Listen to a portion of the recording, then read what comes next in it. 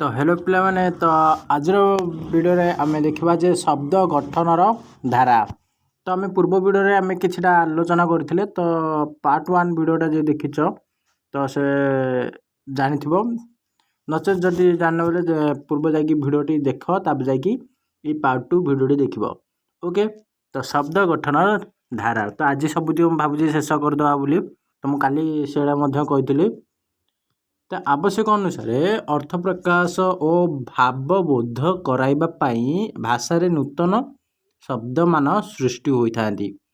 Okay, मुख्यतः जोग वियोग प्रक्रिया रे शब्दर रूप रे परिवर्तन घटी ए नूतन शब्द मान सृष्टि होता।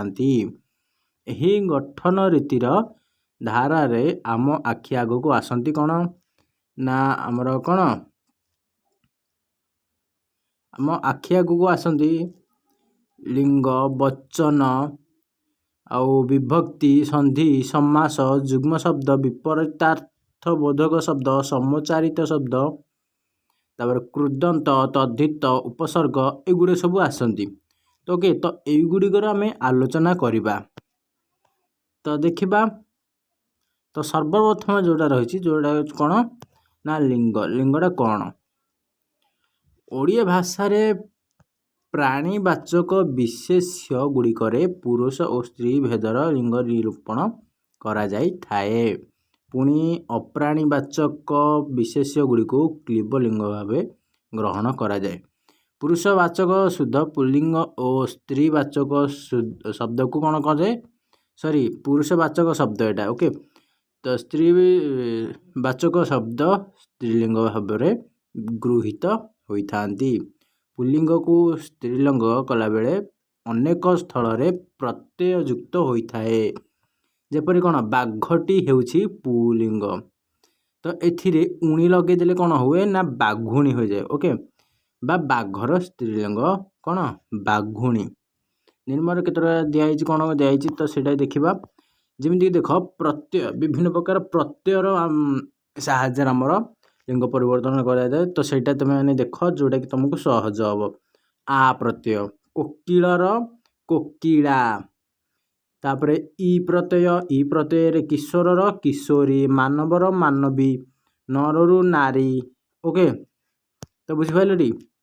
तापरे नागर नागर नागरर नागरी, तापरे अछि कोन ना आनी प्रत्यय। ओके, तो आनी प्रत्ययर ओ आणी प्रत्यय। तो शिवर शिवानी, भव भवानी, इंद्र इंद्राणी ये भावे। तापरे उल्ली प्रत्यय गोटे अच्छी उल्ली, बेंगर बेंगुली, बगर बगुली। ओके, ये भाव। तापरे राजा राजा रजा राणी, पितार माता। तो ये भाव पे लिंग परिवर्तन रही। ढेर सारा प्रत्यय आम देखिले। उभय लिंग क्षेत्र में कविर कौन हम ना नारी कवि। ओके, कविर कौन हम ना नारी नारी कवि। तापर आम देखा कौन ना वचन। वचन क्या कहुए पे मैंने तो यहाँ को नोट कर रख। वचन क्या कहुए तो वचन होउची जेउथिरु वस्तुर बा व्यक्तिर संख्या जना पड़े ताहाकू वचन कहुए। ना काहाकू ना जो गोटे वस्तु आउ कौन गोटे व्यक्तिर संख्या जना पड़ी थाए ताकू कौन कहती ना वचन कहती। तो ओके, वचन चिन्ह साधारणतः विशेष्य और सर्वनाम पदरे कौन हुए ना संयुक्त होता है। विशेष्य आ गोटे कौन ना सर्वनाम पदरे। ओके, जे पदर वस्तुर बा व्यक्तिर संख्या गोटे बोली जना पड़े ताहाकू एक वचन कहा जाए। आउ जो व्यक्तिर जो पदरु पे मैंने मन रख एक वचन क्या कहुए, दुई वचन क्या कहुए, बहुवचन क्या कहुए। ओके, दुई वचन बहुवचन प्रायतः समान रही है। तो ओके, कौन ना जो पदरु वस्तुर बा व्यक्तिर संख्या गोटे बोली जना जाए ताको एक वचन कह जाए। से सेम जिनसटा माने से सेम संज्ञाटा रहिबो गोटे जगह दुईटी बोली जना पड़े ताको दुई वचन कह जाए। ଦୁଇରୁ ତତୋଧିକ ବୋଲି ଜଣାପଡ଼େ ତାକୁ ବହୁବଚନ କୁହାଯାଏ। ଯେମିତି ଏକ ବଚନରେ କ'ଣ ମୁଁ, ତୁ, ସେ, ଗଛ, ନଈ, ଓକେ ସେଇଭଳି ଭାବରେ। ତ ଦୁଇ ବଚନ ଆଉ ବହୁବଚନ, ତ ବହୁବଚନଟା ଏଇଠି ମେନସନ୍ କରାଯାଇଛି। ବହୁବଚନ କ'ଣ ଆମ୍ଭେମାନେ, ତ ସେ କଥାଟା କହୁଥିଲି ଯେଉଁ ପଦରୁ ବସ୍ତୁ ବା ବ୍ୟକ୍ତିର ସଂଖ୍ୟା ଏକରୁ ଅଧିକ ବୋଲି ଜଣାପଡ଼େ ତାହାକୁ ବହୁବଚନ କୁହାଯାଏ। ବା ଆମର ଦୁଇ ବଚନ ମଧ୍ୟ ରହିଛି, ଦୁଇ ବଚନକୁ ମଧ୍ୟ ବହୁବଚନ କୁହାଯାଇପାରେ। ଓକେ, ଯେମିତି କ'ଣ ବହୁବଚନରେ ଆମ୍ଭେମାନେ, ତୁମ୍ଭେମାନେ, ସେମାନେ, ନଈଗୁଡ଼ିକ, ଗଛଗୁଡ଼ିକ।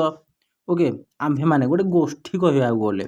ଓକେ, ଆମ୍ଭେମାନେ, ତୁମ୍ଭେମାନେ, ସେମାନେ ଗୋଟେ ଗୋଷ୍ଠୀ। ଓକେ, କହିବାକୁ ଗଲେ ଗୋଟେ ଗୋଷ୍ଠୀ।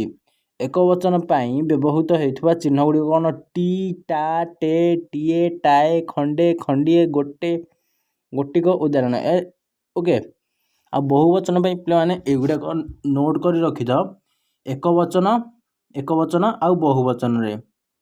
ଓକେ, ତ ଏଗୁଡ଼ିକ ଯାହା ବି ମୁଁ ରାଇଟ୍ ମାଇଲି ତ ସେଇଟାକୁ ନୋଟ୍ କରି ରଖ। ଯଦି ତୁମେମାନେ ବହି ଧରିଛ ବେଲେ ତ ଭଲ କଥା, ତ ସେଇଥିରେ ବାସ୍ କେବଳ ହାଲକାସା ଜାଣିବା ପାଇଁ ଧାର ଦେଇଦିଅ, ଯାହାଫଳରେ କି ତୁମେମାନେ ଏଗୁଡ଼ିକ ପରୀକ୍ଷାରେ ଇମ୍ପୋର୍ଟାଣ୍ଟ କ୍ୱେଶ୍ଚିନ୍ ଆସିବାର ଅଛି। ତ ଓକେ, ତ ଦେଖ ଏକ ବଚନ କ'ଣ? ଟି, ଟା, ଟେ, ଟାଏ, ଟିଏ, ଖଣ୍ଡେ, ଖଣ୍ଡିଏ, ଗୋଟେ, ଗୋଟିକ। ଏଗୁଡ଼ିକ ତା'ର ଉଦାହରଣ କ'ଣ? ପିଲା, ଗୋଟିଏ ପିଲା, ପିଲାଟିଏ, ପିଲାଟି, ମାନେ ଗୋଟିଏ ଜଣକୁ ବୁଝାଉଛି, ତ ତେଣୁକରି ତାକୁ କ'ଣ ଏକ ବଚନ ବୋଲି କହିବା। ତ ବହୁବଚନରେ କ'ଣ? ମାନେ, ଗୁଡ଼ାଏ, ଗୁଡ଼ିଏ, ଗୁଡ଼ିକ, ପଂକ୍ତି, ଶ୍ରେଣୀ, ଯୂଥ, ଯାକ, ତକ, ଗଣ, ସବୁ, ଦଳ, ପଲ, ସମୂହ, ବୃନ୍ଦ, ମାଳ, ରାଜି, ମାନେ ଏକରୁ ଏକାଧିକ ଶବ୍ଦକୁ ଯେଉଁ ବୁଝାଯାଉଛି। ତ ଓକେ, ତା'ର ଉଦାହରଣ କ'ଣ? ପିଲାଏ, ପିଲାମାନେ, ପୁସ୍ତକଚୟ, ପର୍ବତ ଶ୍ରେଣୀ। ଓକେ, ଏଇଭଳି ଭାବରେ। ତାପରେ ଆମେ ଯିବା ଯୁଗ୍ମ ଶବ୍ଦ। ତ ପିଲାମାନେ ମୁଁ ଏଇ ମଝିରେ ଯେଉଁ ଛାଡ଼ିଲି ବହୁତ ସାରା ଜିନିଷ ଛାଡ଼ିଲି, ତ ସେଇଟା ଆମର ସେତେ ଯୋଗ୍ୟ ନୁହେଁ। ତ ସେଥିଲାଗିନା ମୁଁ ଯେଉଁଟା ମୋଷ୍ଟ ଇମ୍ପୋର୍ଟାଣ୍ଟ, ଯେଉଁଟାକି ଆମେ ଏକ୍ଜାମ୍ରେ ଭଲରେ ଆଟେଣ୍ଡ କରିକି ଆସିପାରିବା, ତ ସେଇଗୁଡ଼ିକ ମୁଁ ବତାଉଛି। ଓକେ, ତାପରେ ଆମର କ'ଣ ଅଛି ନା ଯୁଗ୍ମ ଶବ୍ଦ। ତ ଯୁଗ୍ମ ଶବ୍ଦ କ'ଣ ନା ଆମ ଭାଷାରେ ଅନେକ ଯୁଗ୍ମ ଶବ୍ଦର ପ୍ରଚଳନ ଅଛି। ତ ଓକେ, ତ ଯେମିତି ଦେଖ ବାଟ ଘାଟରେ ଯା ଆସ କରିବା ବେଳେ ଦେଖି ଦେଖିକା ଚାଲିବା ଉଚିତ। ଓକେ, ତ ଏଇଥିରେ ଯୁଗ୍ମ ଶବ୍ଦ ରହିଛି। ଯେମିତି ଦେଖ କ'ଣ କ'ଣ ନା ଆମର କ'ଣ ବାଟ ଘାଟରେ ଯା ଆସ ଦେଖି ଦେଖିକା, ଏଇଟା କ'ଣ ଗୋଟେ ଯୁଗ୍ମ ଶବ୍ଦ। ବାଟ ଘାଟ, ପନିପରିବା, ତାପରେ ଏଠି ଦେଖ ଯେକୌଣସି ପ୍ରକାର ଯୁଗ୍ମ ଶବ୍ଦ ଦେଖ, ଭଲ ମନ୍ଦ, ଖାଲ ଢିପ, ହେଲା, ତାପରେ କ'ଣ ଜମା ଖର୍ଚ୍ଚ, କିଣା ବିକା, ସୁଖ ଦୁଃଖ, ବଡ଼ ସାନ, ଜୀବନ ମରଣ, ସତ ମିଛ ଇତ୍ୟାଦି। ଓକେ, ତ ସେହି ଯୁଗ୍ମ ଶବ୍ଦକୁ ଏଥିରେ ତିନୋଟି ଯୁଗ୍ମ ଶବ୍ଦ ରହିଛି। ଯୁଗ୍ମ ଶବ୍ଦ କ'ଣ କ'ଣ ସବୁ ତିନୋଟା ରହିଛି। ତ ସେଇ ଯୁଗ୍ମ ଶବ୍ଦକୁ ତିନି ଭାଗରେ ପୁଣି ବିଭକ୍ତ କରାଯାଇଛି, ଚାରି ପାଞ୍ଚ ଭାଗରେ ବିଭକ୍ତ କରାଯାଇଛି, ହେଲା। ତ ସର୍ବପ୍ରଥମଟା ହେଉଛି କ'ଣ? ବିପରୀତାବୋଧକ। ଓକେ, ସର୍ବପ୍ରଥମଟା କ'ଣ? ବିପରୀତାର୍ଥବୋଧକ। ତ ସେଇଟା କ'ଣ? ଦୁଇଟି ଶବ୍ଦର ସଂଯୋଗରେ ସେଇଟା ଗଠିତ। ଯେମିତି ଭଲର ବିପରୀତଟା କ'ଣ? ମନ୍ଦ, ସେଭଳିଆ ଭଲ ମନ୍ଦ। ଖାଲର ବିପରୀତ କ'ଣ? ଖାଲର ବିପରୀତ ଢିପ, ଖାଲ ଢିପ, ଜମା ଖର୍ଚ୍ଚ। ଓକେ, ତାପରେ ହେଉଛି କ'ଣ? ସମାର୍ଥକ, ଦୁଇ ପଦର ସଂଯୋଗରେ ଗଠିତ ଯୁଗ୍ମ ଶବ୍ଦ। ସମାର୍ଥକ ସମାନ, ମାନେ ସମାନ ଅର୍ଥକୁ ବୁଝାଉଥିବ। ହଣା ମରା, ବନ୍ଧୁ ବାନ୍ଧବ, ଗୋରୁ ଗାଈ, ଧନ ରତ୍ନ, ସମାନ ଗୋଟେ ଅର୍ଥକୁ ଏଗୁଡ଼ିକ ବୁଝାଯାଉଛି। ତାପରେ ପିଲାମାନେ କ'ଣ ନା 3 ନମ୍ବରରେ ଅଛି ଆମର କ'ଣ ନା ଅର୍ଥ ଥିବା ଓ ଅର୍ଥ ନଥିବା ଦୁଇ ମିଶ୍ରଣରେ ରେ ଗଠିତ ଯୁଗ୍ମ ଶବ୍ଦ। ତ ସେଇଟା ପୁଣି କ'ଣ ଗପ ସପ। ଗପର ଗୋଟେ ଅର୍ଥ ଅଛି, ସପର ଗୋଟେ ଅର୍ଥ ଅଛି କି? ଓକେ, ତ ସେଠାରେ ଦେଲା ଗପର ଅର୍ଥ ଅଛି କିନ୍ତୁ ସପ ଶବ୍ଦରେ ଏଠାରେ ଅର୍ଥବିହୀନ। ତ ସପ ଶବ୍ଦର ଅର୍ଥ ନାହିଁ। ଓକେ, ମସିଣାକୁ ଭାବୁଛେ ଆମେ କହୁଛେ କି ସପ ବୋଲିକି ଭାବୁଛନ୍ତି କି ନାହିଁ। ଓକେ, ଏହାକୁ କଥାର ଲଥା ବୋଲି କହନ୍ତି। କଥାକୁ ଲଥା, ଯେମିତି ଦେଖ କାମ ଦାମ, କାମର ଗୋଟେ ଅର୍ଥ ଅଛି କିନ୍ତୁ ଦାମର ଏଥିରେ କିଛି ଅର୍ଥ ନାହିଁ। ବାସନ କୁସନ, ବାସନର ଅର୍ଥ ଅଛି କ'ଣ? ଓକେ, ବାସନର ଅର୍ଥ ଅଛି କିନ୍ତୁ କୁସନର ଅର୍ଥ ନାହିଁ। ପେଟ ପାଟଣା, ଓକେ, ପେଟର ଅର୍ଥ ଅଛି କିନ୍ତୁ କ'ଣ ପାଟଣାର ଅର୍ଥ ନାହିଁ। ତ ଏଇଭଳି ଭାବେ ମୋତେ ତମେ କମେଣ୍ଟ ବକ୍ସରେ 5ଟି ଯୁଗ୍ମ ଶବ୍ଦ ଲେଖିକି କୁହ। ଓକେ, ଯାହାଫଳରେ କି ମୁଁ ଜାଣିଯିବି ଯେ ତୁମେମାନେ ମାଇଣ୍ଡଫୁଲି ଶୁଣୁଛ ନା ନାହିଁ। ତାପରେ ପିଲାମାନେ 4 ନମ୍ବର, କ୍ରିୟାବାଚକ ବିଶେଷ୍ୟ ସହ ଅସମାପିକା କ୍ରିୟାର ମିଳନ ଯୋଗେ ଗଠିତ ଯୁଗ୍ମ ଶବ୍ଦ। ଯେମିତି କ'ଣ କ୍ରିୟାବାଚକ କୌଣସି କ୍ରିୟାକୁ ବୁଝଉଥିବ, ତ ତାରି ଦ୍ୱାରା ମିଳନ ହେଉଛି ଯେଉଁ ଯୁଗ୍ମ ଶବ୍ଦଟି କ'ଣ। ତ ଯେମିତିକି ଦେଖ ହଣାହଣି, ହଣାହଣି ସେଇଟା ଗୋଟେ କ୍ରିୟାକୁ ବୁଝେଇଲା। ଲଗା ଲଗି ସେ ଗୋଟେ କ୍ରିୟାକୁ, ଲେଖା ଲେଖି, ପଢ଼ା ପଢ଼ି, ପିଟା ପିଟି, ଧସ୍ତା ଧସ୍ତି, ଶୁଣା ଶୁଣି, ଓକେ, ଏଗୁଡ଼ିକ ଗୋଟେ ଗୋଟେ ପ୍ରକାର କ୍ରିୟାକୁ ବୁଝଉଛି। ତ ବୁଝିପାରିଲ। ତାପରେ 5 ନମ୍ବରରେ ହେଉଛି ଦ୍ୱିରୁକ୍ତ ଶବ୍ଦ। ତ ଦ୍ୱିରୁକ୍ତ ଶବ୍ଦ କ'ଣ ନା ସମାନ ଶବ୍ଦ 2 ଥର ପ୍ରୟୋଗ କରାଯାଇ ଯୁଗ୍ମ ଶବ୍ଦ ଗଠିତ ହୋଇଥାଏ। ଏଗୁଡ଼ିକୁ ଦ୍ୱିରୁକ୍ତ ଶବ୍ଦ କୁହାଯାଏ। ନା କ'ଣ? ସମାନ ଶବ୍ଦକୁ 2 ଥର ପ୍ରୟୋଗ କରାଯାଇଥିବ। ଯେମିତିକି ଦେଖ ଝର ଝର 2 ଥର ପ୍ରୟୋଗ କରାଯାଇଛି।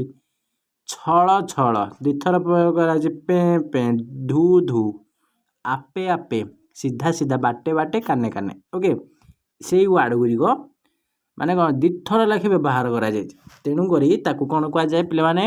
ନା ଦ୍ୱିରୁକ୍ତ ଶବ୍ଦ ବୋଲି କୁହାଯାଏ। ତାପରେ ରହିଛି ଆମର କ'ଣ ସମଚାରିତ ଶବ୍ଦ। ପିଲାମାନେ ବୁଝିପାରିଲ ତ? ଏଇଟା କ'ଣ ଥିଲା ନା ଯୁଗ୍ମ ଶବ୍ଦ ଥିଲା। ତ ତା ପୂର୍ବରୁ ଆମେ ଦେଖିଦେଲେ ଯେ କ'ଣ ଲିଙ୍ଗ ଦେଖିଦେଲେ, ଲିଙ୍ଗ ଦେଖିଲେ, ବଚନ ଦେଖିଲେ। ତ ମୁଁ ଏଠାରେ ଆଣିବାକୁ ଚେଷ୍ଟା କରିବି। ଲିଙ୍ଗ ଦେଖିଲେ, ବଚନ ଦେଖିଲେ, ତାପରେ କ'ଣ ଯୁଗ୍ମ ଶବ୍ଦ ଦେଖିଲେ। ତାପରେ ଏବେ ଚାଲ ନେକ୍ସଟକୁ ଯିବା। ଯୁଗ୍ମ ଶବ୍ଦ ପରେ ତାପରେ ଯାହା ଅଛି ଦେଖିବା ଆଉ।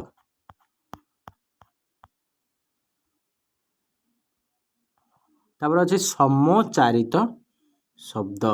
ପିଲାମାନେ ସମଚାରିତ ଶବ୍ଦ, ତ ମୋତେ କମେଣ୍ଟ ବକ୍ସରେ କୁହ ଯେ ସମଚାରିତ ଶବ୍ଦ କହିଲେ ତୁମମାନଙ୍କ ମାଇଣ୍ଡରେ କ'ଣ ଆଇଡ଼ିଆଟି ଆସୁଛି, ତ ସେଇଟା ମୋତେ ଜଣାଅ। ଓକେ, ତ ଦେଖ କେତେକ ଶବ୍ଦ ଅଛି ଯାହାର କେତେକ ଶବ୍ଦ ଅଛି କ'ଣ ନା ଯାହାର ଉଚ୍ଚାରଣ ସମାନ ଥିବା ବେଳେ ଅର୍ଥରେ ପରିବର୍ତ୍ତନ କିଛି ଘଟୁଛି। ଆମ ଭାଷା ସେଭଳି ଅନେକ ଶବ୍ଦ ରହିଛି, ଯେମିତି ଅସନର ଅର୍ଥ କ'ଣ ଭୋଜନ। ଅନ୍ୟ ଅସନର ଅର୍ଥ କ'ଣ କ୍ଷେପଣ କରିବା। ଓକେ, ତ ସେଇଭଳି ଭାବେ ଦେଖ ଚିର ମାନେ ବହୁତ ଦିନ ପାଇଁ, ଯେଉଁଟା ଗୋଟେ ହେଇପାରିବ କ'ଣ ନା ବହୁତ ଦିନ। ତ ତାକୁ ଆମେ ଟିକେ ସାହିତ୍ୟିକ ୱାର୍ଡ଼ରେ ଲଗେଇ ଦେଇ କହିଦେବା ନା କ'ଣ ଦୀର୍ଘକାଳ। ତ ବୁଝିପାରିଲ ନା? ଆଉ ଗୋଟେ ଯେଉଁ ଚିର ଅଛି, ସେଇ ଚିରର ଅର୍ଥ କ'ଣ ଛିଣ୍ଡା କନା। ଓକେ, ଏଇଗୁଡ଼ିକୁ ପିଲାମାନେ ମୋଷ୍ଟ ଇମ୍ପୋର୍ଟାଣ୍ଟ। ମୁଁ ଭାବୁଛି ଯେ ତୁମେମାନେ ଏଇଗୁଡ଼ିକୁ ଟିପ୍ସ କରିକି ରଖିବ। ତ ଆଉ ଗୋଟେ ପିଲାମାନେ ତୁମେମାନେ ଜାଣିଛ କି ନ ଜାଣିଛ, ତ ମୁଁ ସେଇଟା କହିଦେଉଛି ଯେ ଆମର ପ୍ରତି ସପ୍ତାହ କିମ୍ବା ପ୍ରତି ମାସର ଶେଷ ଦିନ ଆମର ଗୋଟେ ସରପ୍ରାଇଜ୍ ଟେଷ୍ଟ ରହିବ, ଯେଉଁଥିରେ କି ମୁଁ ଭାବୁଛି ତୁମେମାନେ ଜଏନ୍ କରିବ। ତ ଏବେ ଷ୍ଟାର୍ଟିଂ ହେଇଛି, ତ ଏବେକା ହେବ ନାହିଁ। କିଛି ଦିନ ଗଲା ପରେ, କିଛି ମାନେ ଗଡ଼େଇ ସାରିଲା ପରେ, ସବୁ ଚାପ୍ଟରରୁ ମାନେ ସବୁ ବୁକ୍ସରୁ ଗୋଟେ ଗୋଟେ ଚାପ୍ଟର ଗଡ଼େଇ ସାରିଲା ପରେ ମୁଁ ସରପ୍ରାଇଜ୍ ଟେଷ୍ଟ ଆନାଉନ୍ସମେଣ୍ଟ କରିବି ଏଇ ଚ୍ୟାନେଲରେ। ଓକେ, ଯାହାର ଆନ୍ସରଟିକୁ ତୁମେମାନେ ହ୍ୱାଟ୍ସଆପ୍ ଗ୍ରୁପ୍ ମାଧ୍ୟମରେ ତୁମେମାନେ ଆମକୁ ପଠାଇ ପାରିବ। तो ओके तो तापर आम जा ना कौन विपरीतार्थ बोधक शब्द तो सेटा क्या कहुए ना प्रत्येक भाषा परी आम भाषा रे मध्य केतेक विपरीतार्थक बोध शब्द प्रयोग रही तहिंरु निम्न केतेक शब्द प्रदत्त है कौन ना अपेक्षार विपरीतार्थ शब्द कौन ना अपेक्षार विपरीतार्थ शब्द होची कौन उपेक्षा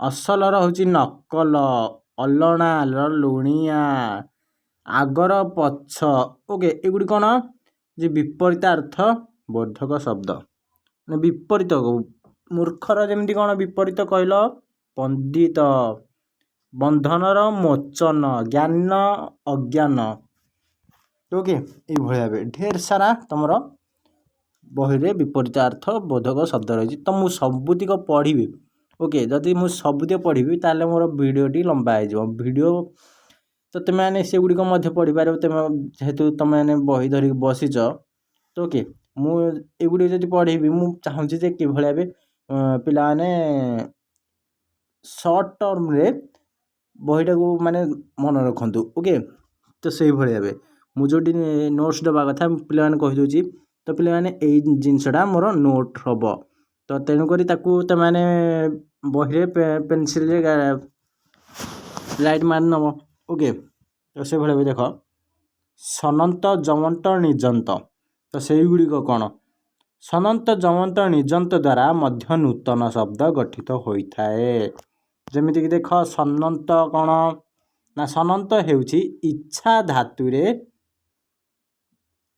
सॉरी इच्छा अर्थ रे धातु परे सन प्रत्यय हुए यही सन प्रत्यय निष्पन्न पद को कौन सनंत पद कहती पे मैंने यहाँ को राइट मारिक रख तो ओके तो या ना कौन कर ना राइट मारिक रख मैंने यहाँ परीक्षा आसीपे धातु सहित सन प्रत्यय जोग कर आ एवं उ प्रत्यय युक्त होइथाए तो जमी कौन ना धातु प्लस प्रत्यय युक्त हेले सनंत पद एटा गोटे पीबार इच्छा पा युक्त सन युक्त आ माने कौन पीपासा जय करिबार इच्छा जी युक्त सन युक्त आ जिज्ञासा तो के शुणिबार इच्छा शुश्रूषा लाभ करिबार इच्छा लिप्सा तो ओके भोजन करिबार इच्छा बुभुक्षा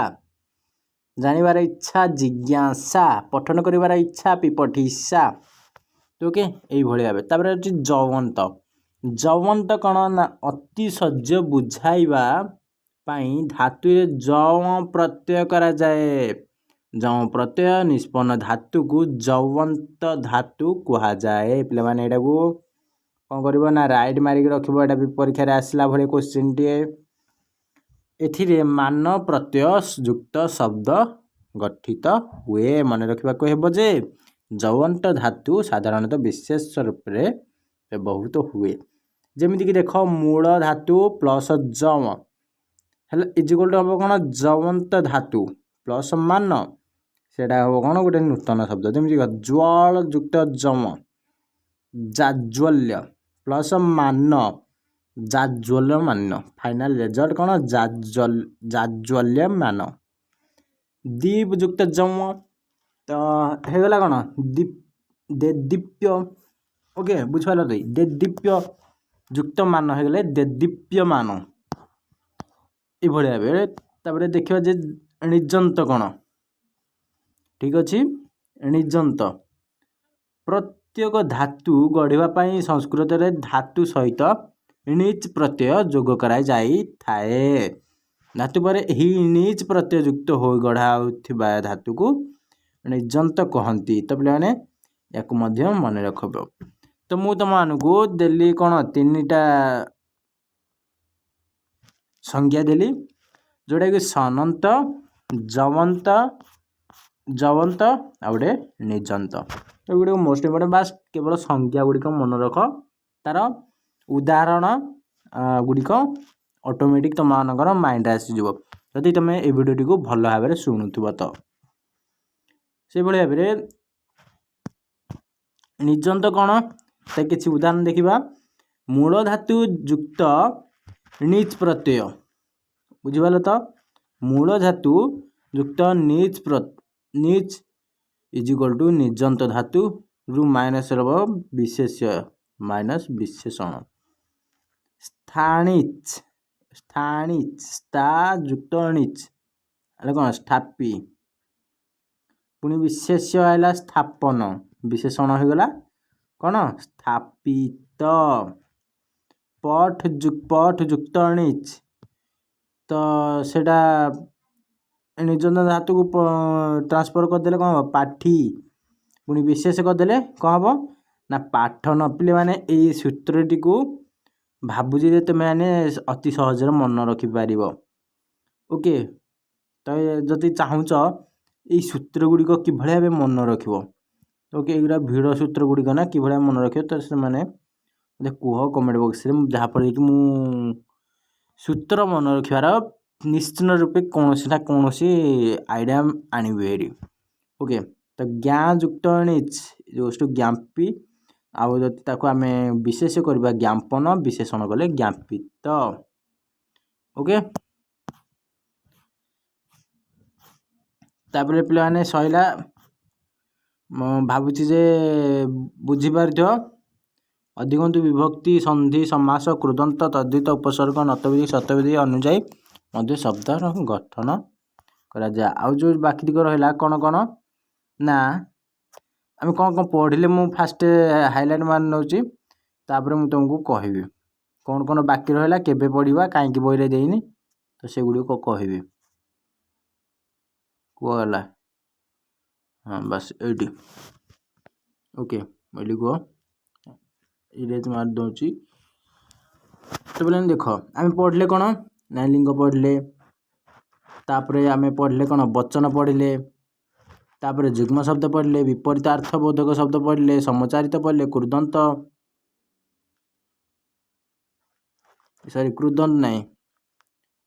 ନାହିଁ ତମର ଏଇ ବିଷୟରେ। ତାପରେ ସନନ୍ତ, ଜଅନ୍ତ, ନିଜନ୍ତ ଏତିକି ପଢ଼ିছে। ଆଉ ବାକି ରହିଲା କ'ଣ ବିଭକ୍ତି, ସନ୍ଧି, ସମାସ, ତାପରେ କ'ଣ କ୍ରୁଦନ୍ତ, ତଦ୍ଧିତ, ଉପସର୍ଗ, ନତବିଧି, ଶତବିଧି, ଏଗୁଡ଼ିକ କାହିଁ ପଢ଼ିଲେନି, ତ ଏଗୁଡ଼ିକ ହାୟର ଏଜୁକେସନରେ ରହିଛି। ତ ଯେହେତୁ ଶବ୍ଦର ଗଠନ ଧାରାରେ ଏତେ ସାରା ଜିନିଷ ଆସୁଛି, ତ ତେଣୁକରି ତୁମମାନଙ୍କର ବହିରେ ସେ ମେନସନ୍ କରିନେଇଛି।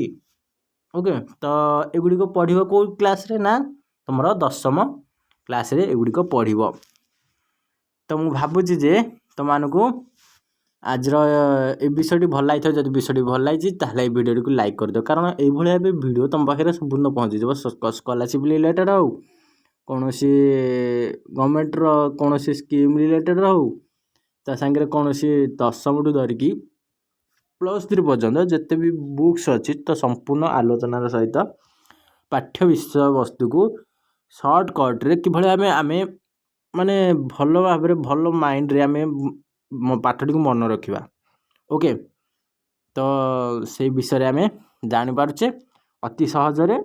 ତ ଆଉ କାହିଁ ଡେରି କରିବା, ବାସ୍ ସବସ୍କ୍ରାଇବ୍ କରିଦିଅନ୍ତୁ। ଏତିକି ହିଁ ମୋର ପ୍ରୟାସ। ତ ମୁଁ ଭାବୁଛି ଯେ ସମସ୍ତେ ବହୁତ ଏନ୍ଜୟ କରିଥିବ। ଯେଉଁଗୁଡ଼ିକ ମୁଁ ନୋଟ୍ ଦେଇଛି, ତ ସେଗୁଡ଼ିକ ଖାତାରେ ଲେଖିନିଅ, ଯେଉଁଟାକି ତୁମର ଏକ୍ଜାମ୍ରେ ସାହାଯ୍ୟରେ ଆସିବ। ତ ଆଜିର ଭିଡ଼ିଓଟି ଏତିକି। ନେକ୍ସଟ ଦେଖା ହେବା ନେକ୍ସଟ ଡେରେ ଗୋଟେ ନୂଆ ଭିଡ଼ିଓର ସହିତ।